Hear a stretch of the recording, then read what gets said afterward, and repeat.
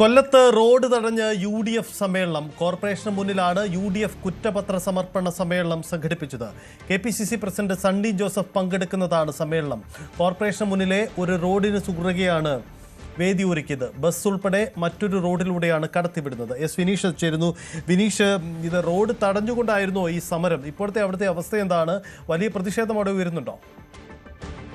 തീർച്ചയായും സുജിത്ത്, നമുക്കറിയാം ഈ റോഡും നടപ്പാതയും തടഞ്ഞ് സമ്മേളനം നടത്തിയാൽ സംഘാടകർ മാത്രമല്ല വേദിയിൽ ഇരിക്കുന്നവർക്കെതിരെയും നടപടി ഉണ്ടാകുമെന്ന് ഹൈക്കോടതിയുടെ ഒരു വിധി നിലനിൽക്കെയാണ് കൊല്ലത്ത് ഇത്തരം ഒരു സംഭവം ഉണ്ടായിരിക്കുന്നത്. കൊല്ലത്ത് റോഡ് തടഞ്ഞാണ് UDFന്റെ ഒരു സമ്മേളനം ഇപ്പോൾ നടക്കുന്നത്. കോർപ്പറേഷന് മുന്നിലാണ് UDF കുറ്റപത്ര സമർപ്പണ സമ്മേളനമാണ് സംഘടിപ്പിച്ചിരിക്കുന്നത്. ഈ കോർപ്പറേഷന്റെ വികസന മുരടിപ്പ് എല്ലാം ചൂണ്ടിക്കാട്ടിക്കൊണ്ട് ഇവർ കുറ്റപത്രം ഉണ്ടായിരുന്നു. അതിന്റെ ഒരു സമർപ്പണ സമ്മേളനമാണ്. KPCC പ്രസിഡന്റ് സണ്ണി ജോസഫാണ് ഇത് ഉദ്ഘാടനം ചെയ്തത്.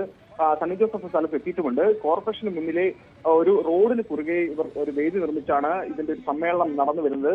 അപ്പോൾ എന്തായാലും ബസ് കടന്നു പോകേണ്ട ഒരു റോഡാണ്. ഈ റോഡ് മാർഗതടസ്സം സൃഷ്ടിച്ചുകൊണ്ടാണ് ഇപ്പോൾ സമ്മേളനം നടക്കുന്നത്. ബസ്സുകൾ ഇപ്പോൾ മറ്റൊരു റോഡിലൂടെയാണ് കടത്തിവിടുന്നത്.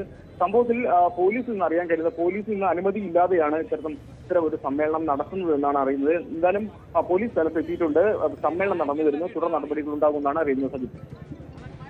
റോഡ് തടഞ്ഞുകൊണ്ടാണ് കോൺഗ്രസിന്റെ പ്രതിഷേധം നടക്കുന്നത്. അവരുടെ വാഹനം റോഡിന് കുറുകെയിട്ട് മറ്റൊരു വഴിയിലൂടെ കടത്തിവിട്ടുകൊണ്ടാണ്. വലിയ പ്രതിഷേധമാണ് ഇതിനെതിരെ ഉണ്ടാകുന്നത്.